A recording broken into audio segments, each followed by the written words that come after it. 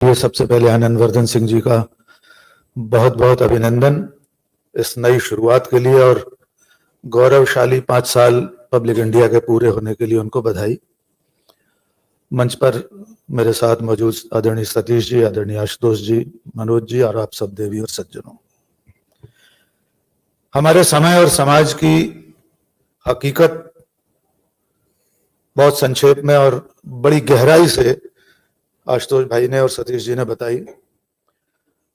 मुझे दुष्यंत कुमार का शेर याद आता है, रोज जब रात को 12 का बजर होता है, यातनाओं के अंधेरे में सफर होता है, सैर के वास्ते सड़कों पे उतर आते थे, अब तो आकाश से पथराव का डर होता है। सूचना विस्फोट के इस युग में पथराव की तरह झूठ और नफरत की सूचनाएं सोशल मीडिया के जरिए हम तक पहुंच रही हैं।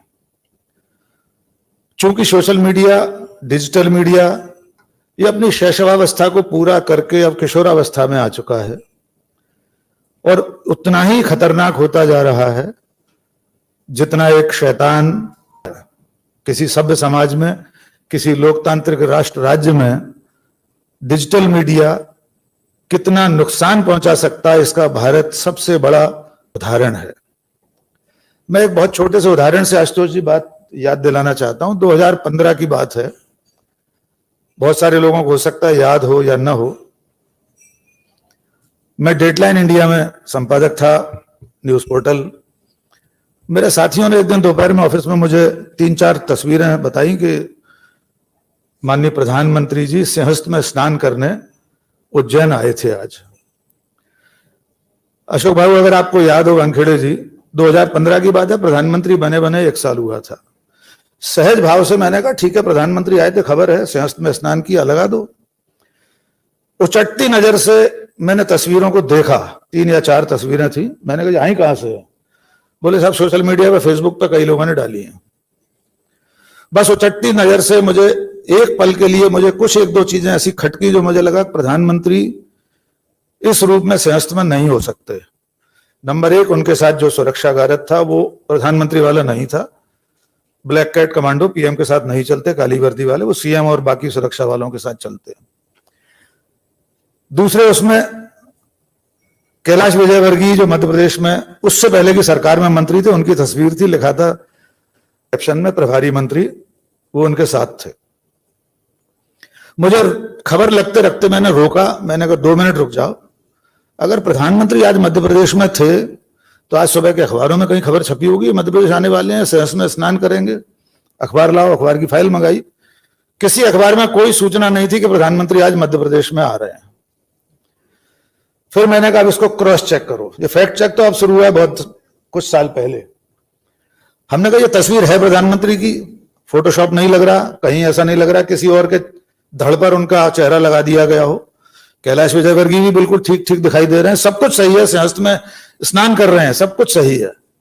लेकिन ये फोटो आज की नहीं है जिसे पहला हिंदू हृदय प्रधानमंत्री, हिंदू हृदय सम्राट सिंहस्थ में स्नान करने वाला बताया जा रहा है। यह दावा किया जा रहा है कि पहली बार कोई प्रधानमंत्री उज्जैन में सिंहस्थ स्नान कर रहा है। पड़ताल की, मालूम हुआ कि प्रधानमंत्री उस दिन अपने निवास पर थे, किसी विदेशी दूतावास का उन्होंने परिचय पत्र ग्रहण किया था राष्ट्रपति से मिलने के बाद, जो सामान्य औपचारिकता होती है, इत्यादि इत्यादि। विज्ञान भवन में उनका एक कार्यक्रम भी था। तय हो गया कि ये फोटो आज की तारीख की नहीं है। हमने और पड़ताल की तो सिद्ध ये हुआ कि जब माननीय नरेंद्र मोदी गुजरात के मुख्यमंत्री थे तब वे कई साल पहले उज्जैन आए थे सिंहस्थ में, और कैलाश विजयवर्गीय उस समय प्रभारी मंत्री थे।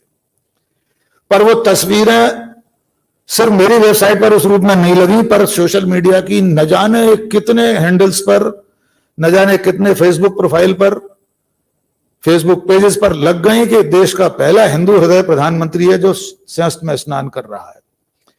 अब आप इस रक्त बीज का खंडन करने के लिए आजीवन खबर लिखते रहिए कि तस्वीर आज की नहीं थी, ये प्रधानमंत्री की हैसियत से उनका प्रवास नहीं था, लेकिन आप इसका खंडन नहीं कर पाएंगे। डिजिटल मीडिया, सोशल मीडिया इस तरह का बेलगाम राक्षस है कि जो एक बार अपनी गुफा से बाहर निकल जाता है तो ऑल्ट न्यूज जैसे और न जाने कितने ऐसे फैक्ट चेक करने वाले लोग लाख कोशिशें कर लें, लेकिन सतीश झा साहब के परिवार परिजन और मेरे परिजनों तक और आप सबके परिजनों के व्हाट्सएप समूहों में चंद मिनट के अंदर वो सूचना पहुंच जाती है जो उस झूठ और नफरत की फैक्ट्री पहुंचाना चाहती है। फिर उसका आप खंडन कितना भी करते रहिए, सिर्फ 10% लोग उस सच्चाई को जान पाते हैं कि वास्तव में जो खबर उन्होंने पढ़ी थी वो सही नहीं थी और सच्चाई ये है। ये सबसे बड़ा खतरा है। दूसरी बात यह है कि पत्रकारिता एक बहुत लंबा सफर करते करते जेम्स अगस्टस हिकी से लेकर यहां तक पहुंची है।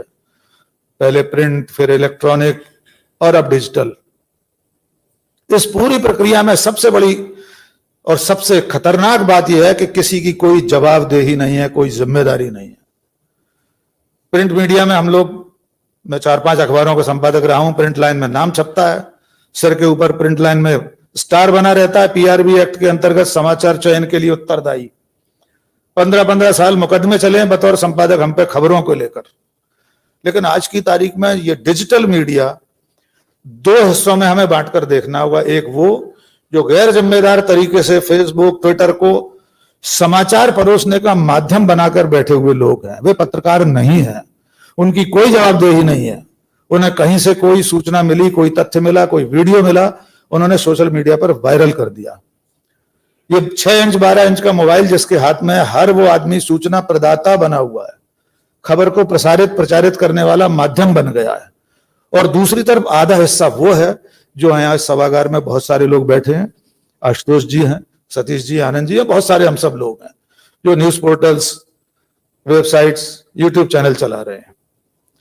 इसके बावजूद इनके ऊपर भी उस तरह की उत्तरदायित्व की भावना नहीं है, न कोई जिम्मेदारी है जो अखबारों में हुआ करती थी। लेकिन ये हमारे इस युग का सत्य है, हमारे सामने है। हमारा जो मूल विषय है कि इसकी जिम्मेदारी क्या होनी चाहिए, कैसे तय होगी। तो सबसे पहला खतरा इस संविधान और लोकतंत्र के सामने जो है वो है झूठ का प्रचार प्रसार, और उसका सबसे बड़ा औजार ये डिजिटल माध्यम ही है। उसे रोकने की जिम्मेदारी हम सब लोगों की है। हमारे पास जितने माध्यम हो सकते हैं उन सब के जरिए इनके झूठ का प्रतिकार किया जाए। हम सब जानते हैं, किसी का नाम लेने की जरूरत नहीं है। मुझे नहीं लगता इस देश और दुनिया में कोई नहीं जानता होगा कि इस समय इस विश्व में सबसे ज्यादा झूठ और घृणा फैलाने वाले कौन लोग हैं, कौन सा विचारधारा समूह है, कौन सा विचार परिवार है। हम सब जानते हैं। और इसी औजार की कामयाबी यह है कि जब हमारे आपके जैसे लोग, बहुत सारे लोग चेते हैं, तो उनके झूठ की उम्र जो 2014-15 में 1 महीना थी, 2016-17 में 15 दिन बची होगी, और वो घटते घटते आज की तारीख में उनके झूठ की आयु सिर्फ 5 मिनट बची है। लाल किले से बोला गया झूठ अधिकतम 5 मिनट में बेनकाब हो जाता है। उनके द्वारा दिया गया कोई भी आंकड़ा, उनके व्हाट्सएप यूनिवर्सिटी आईटी सेल द्वारा परोसा गया कोई भी झूठ अधिकतम 5 मिनट में बेनकाब हो जाता है। लेकिन उसके लिए अभी और बड़ी सेना की जरूरत है। चिंता की बात इसलिए भी है कि अकेले एक स्तंभ के ऊपर जिम्मेदारी से पूरा देश देखता है, लेकिन विडंबनापूर्ण समय यह है कि लोकतंत्र की पालकी के चारों कहारों के पैर डगमगा रहे हैं। अभी भूमिका है, कहानी नहीं है, लिखी जा रही है, जुबानी नहीं है। कहां जाएगी पालकी राम जाने, कहारों की आंखों में पानी नहीं है। लोकतंत्र की पालकी के जो चारों कहार हैं, उन चारों के कदम डगमगा रहे हैं। हम जो चौथे कहार हैं, हमारी जिम्मेदारी थी उन तीनों कहारों, न्यायपालिका, कार्यपालिका, व्यवस्थापिका, अगर उनके कदम बहकें तो हमारी जिम्मेदारी थी कि हम हाका लगाएं और अपने कंधे को हिलाकर उनसे कहें कि ठीक चलिए। लेकिन दुर्भाग्य यह है, इस कटघरे में खड़े होकर मैं कहना चाहता हूं कि हमारे कदम भी डगमगा चुके हैं। जैसे गोदी मीडिया कहा जाता है, वो देश का, लोकतंत्र का, संविधान का शत्रु बना हुआ है। पत्रकारिता का मूल दायित्व जनपक्षधरता, सत्ता का सनातन प्रतिपक्ष होना था। वो मीडिया आज की तारीख में सत्ता की गोद में बैठा हुआ है, जनता के प्रतिपक्ष में है, विपक्ष के प्रतिपक्ष में है, लोकतंत्र के प्रतिपक्ष में है। और उसमें ये डिजिटल मीडिया बहुत बड़ी जिम्मेदारी निभा सकता है। मैं बहुत साधारण सा पत्रकार हूं, आपको मैं क्या सुझाव दे सकता हूं, पर मुझे लगता है जितनी और ऐसी आवाजें हों, जितने ऐसे यूट्यूब चैनल हों, जितने वेबसाइट और न्यूज पोर्टल्स हों, उतनी ही आज जरूरत है। अधिकतम लोग झूठ और घृणा के खिलाफ खड़े होंगे तो ही शायद हम पत्रकारिता को भी बचा पाएंगे, लोकतंत्र और संविधान, और अंततः अपने राष्ट्र और समाज को बचा सकेंगे। बहुत संक्षेप में एक पत्रकारिता के साधारण विद्यार्थी के नाते अपनी बात कही। आपके सवाल जो होंगे उनके उत्तर होंगे। धन्यवाद। आपके सवाल का पूरा जवाब मिल जाएगा। और भी लोगों के सवाल होंगे। 2014 से पहले पंडित जवाहरलाल नेहरू से लेकर मनमोहन सिंह तक एक भी प्रधानमंत्री ऐसा होगा जिसके खिलाफ खबरें न छपी हो, उसकी आलोचना न हुई हो। क्या 2014 से पहले महंगाई के पक्ष में डिबेट देखी थी आपने? क्या 2014 से पहले डॉलर का रुपए के मुकाबले में बढ़ते जाना देश के हित में सुना था आपने? आप प्राइम टाइम में आपका मुख्य धारा का मीडिया आपको यह समझा रहा है कि महंगाई बहुत अच्छी चीज है, आपको ये बता रहा है कि आपका 84 रुपए में रुपए में $1 खरीदेंगे, ये उन्नति का प्रतीक है। प्राइम टाइम डिबेट है, मैं काल्पनिक बात नहीं कर रहा हूं। आशुतोष जी आपको ध्यान होगा किसने की थी अभी। क्या 2014 से पहले ऐसा होता था? 2014 से पहले मैं व्यक्तिगत उदाहरण, चूंकि आशुतोष जी ने भी कहा, इसलिए बहुत विनम्रता से, मैं नई दुनिया और नवभारत जैसे अखबारों का संपादक था। 10 साल की यूपीए की सरकार में पहले पेज पर 20 संपादकीय लिखे होंगे प्रधानमंत्री के खिलाफ, 8 कॉलम 2G 3G की बैनर खबरें छापी होंगी, जो तथ्य उस वक्त सामने थे। भले वो सब बाद में बरी हो गए, कुछ नहीं निकला उसमें प्रोपेगेंडा के सिवा। प्रधानमंत्री ईश्वर का अवतार नहीं है। 2014 से पहले प्रधानमंत्री की आलोचना करने पर आशुतोष, डॉक्टर राकेश पाठक या सतीश झा साहब को देशद्रोही नहीं कहा जाता था। अब हम देशद्रोही कहलाते हैं। इससे पहले का हर प्रधानमंत्री देश का चुना हुआ एक नायक था, नेता था, उसकी आलोचना हो सकती थी। अब प्रधानमंत्री की आलोचना करना अपराध है। आप खुद याद करके बता दीजिए, मुख्य धारा के मीडिया में आपने कब से उन सवालों पर बहस नहीं सुनी जो देश के असली सवाल है। नेहरू के समय में चीन के आक्रमण के बाद संसद के सामने प्रदर्शन हुआ, संसद के भीतर कांग्रेस के सांसदों ने आलोचना की पंडित जवाहरलाल नेहरू की, और आज देश का प्रधानमंत्री कह देता है कि ना कोई घुसा है ना कोई घुसाया है। आपने कहीं डिबेट सुनी? बहुसंख्यक समाज मान लेता है जो प्रधानमंत्री कह रहा है सच कह रहा है। उस वक्त किसी ने नहीं कहा महावीर त्यागी देशद्रोही है, नेहरू की आलोचना कर रहे हैं। इसी उत्तर प्रदेश के उनके सांसद, उनके अपने दामाद आलोचना कर रहे थे, किसी ने नहीं कहा देशद्रोही है। आज की तारीख में गलवान पर सवाल पूछना देशद्रोह है, चाहे वो राहुल गांधी पूछे या आशुतोष पूछे, डॉक्टर राकेश पाठक पूछे, सतीश जी पूछे, हम में से कोई भी पूछे, हम देशद्रोही हैं। ये अंतर आया है, इसलिए वो मीडिया गोदी मीडिया कहलाता। मैं ऐसे शब्दों का इस्तेमाल नहीं करता, आशुतोष जी भी नहीं करते जहां तक मैं जानता हूं। नहीं ठीक है, लेकिन उनके कर्म ऐसे हैं कि उनको सत्ता की कोई नया सवाल ले लेते हैं, और भी लोग हैं। फेक न्यूज का जो जिन्न है वो बोतल से बाहर आ चुका है।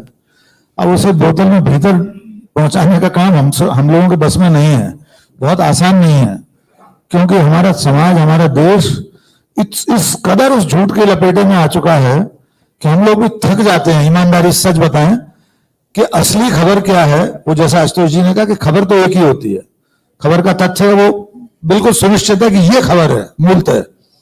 उसको कैसे प्रस्तुत किया जाना है, सत्ता के पक्ष में प्रस्तुत करना है, जनता के पक्ष में प्रस्तुत करना है, जनता के हित में करना है, सरकार से सवाल पूछना है, ये भूमिका निभाते समय ही जो हेरफेर होता है वही असली खेल है। सच को देखने के अलग अलग कौन है, बिल्कुल सही बात है। गांधी जी अनेकांतवाद में विश्वास करते थे, महावीर स्वामी से लिया था उन्होंने कि मैं जहां से सच को देख रहा हूं मेरा सच वो है। लेकिन खबर के साथ में ये चीज लागू नहीं होती। खबर ये है कि पुलवामा में ऐसा ऐसा हुआ, इतने लोग शहीद हुए, इसमें कोई किंतु परंतु नहीं हो सकती। कोई चैनल, कोई श्वेता सिंह, कोई रवीश कुमार, कोई आशुतोष, कोई राकेश पाठक कुछ नहीं कर सकते। तथ्य अपनी जगह है। सर ने शायद सुप्रीम कोर्ट की बात कही, जो एक उम्मीद की किरण आप देख रहे हैं, हम सब लोग भी उसी को देख रहे हैं। लेकिन अगर वो किसी एक व्यक्ति से देख रहे हैं जो इस वक्त सर्वोच्च न्यायालय के सर्वोच्च पद पर बैठा है, तो यह भी हमारे तंत्र की, हमारी व्यवस्था की नाकामी है। व्यवस्था ही ऐसी होना चाहिए, किसी एक व्यक्ति से उम्मीद क्यों की जाए कि आज चंद्रचूड़ है, नवंबर तक है तो सब कुछ ठीक हो जाएगा। जब वे नहीं रहेंगे कोई और आ जाएगा तो फिर खराब हो जाएगी स्थिति। ये हमारी पूरी व्यवस्था की नाकामी है। और इसके पीछे कौन लोग हैं, कौन लोग किस तरह से उपयोग करना चाहते हैं। वे 5 लोग प्रेस कॉन्फ्रेंस कर रहे थे किसी जमाने में उनमें से कोई कहां पहुंच गया राज्यसभा में?